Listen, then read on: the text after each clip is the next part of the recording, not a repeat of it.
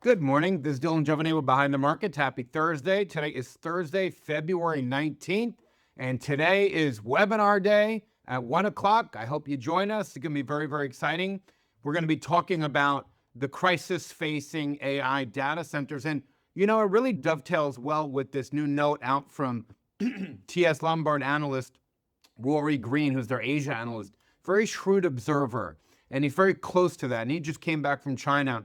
And he came out with this kind of basically this interview and this research note that says China threatens the US's AI monopoly. And he lists a few threats here. And I wanted to share them with you and really talk about this from a data center perspective and a geopolitical perspective. So he said, basically China's tech shock is coming. The nation is rapidly moving up the value chain. And he says, he gives them a few big advantages they have.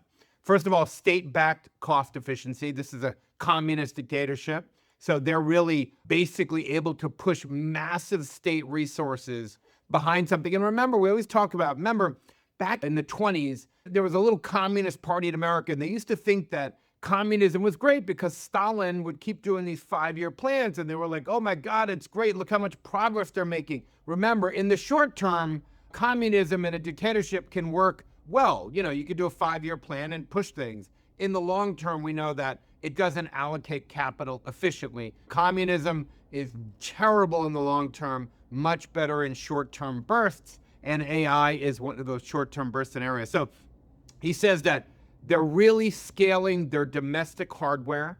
They have a total tech stack that is huge.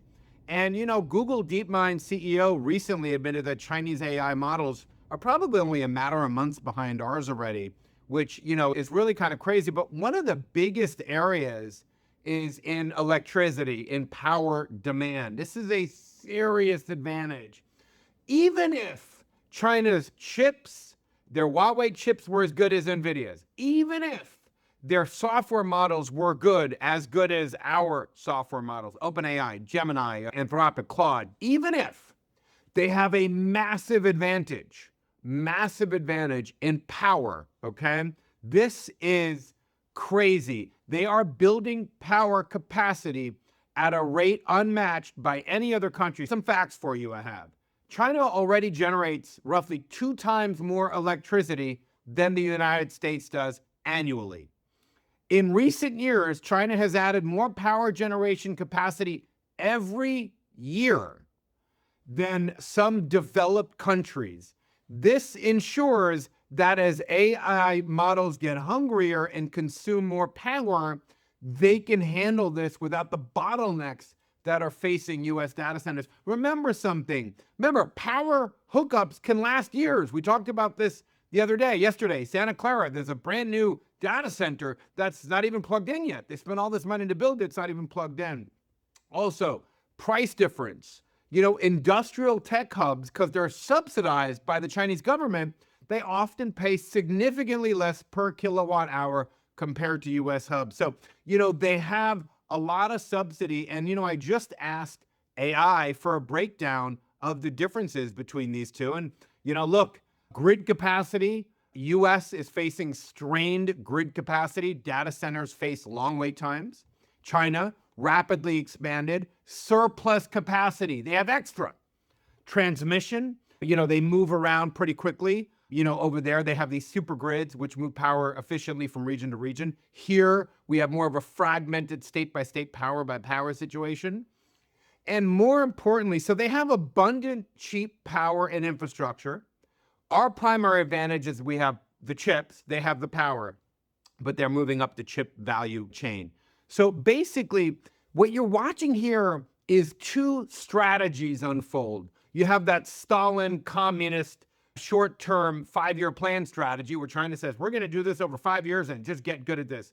And then you have America's response. So it's government-backed, and America's response is going to be unveiled in the coming week, which is why we're holding this webinar today, is really this kind of market-driven private deals where you have companies like Microsoft or Gemini or Meta basically spending $700 billion in CapEx this year. It's crazy. It's more than the government budget in Japan Germany, Mexico. They're spending that on building out data centers and power. When they say they're building out data centers, power is a big part of that.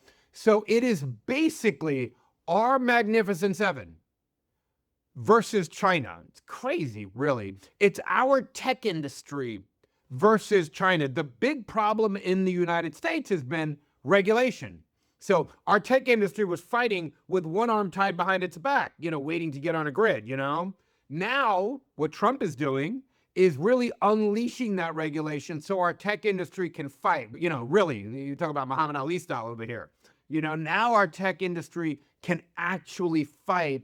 And there's an important announcement coming on February 26th, which we're going to preview today at 1 o'clock on how we are going to unleash American dominance for these data centers to really even up the odds here. Look, in the short term, again, the communism dictatorships have some great advantages. Again, they can get a diktat from Xi Jinping and say, you're going to all do this. But remember, those are bureaucrats. And over time, they allocate capital, much like the DMV. Their incentives are all funny. You show me the incentives and I'll show you the performance. Here, we have better incentives, capitalism, people can get rich and all these other things, carry glory and fame and all that kind of stuff. So here, Trump is going to unleash these, and he's been working on it. We've seen some executive orders that allow these Mag 7 companies to go. And that is going to create, and it is creating opportunities that we've never seen before, really, because they're first time in American history that certain things are coming together. And stocks, and we're going to be talking about those today at 1 o'clock. Charles and I will be here. I hope you join us. I promise you're going to learn something. See you at 1 o'clock.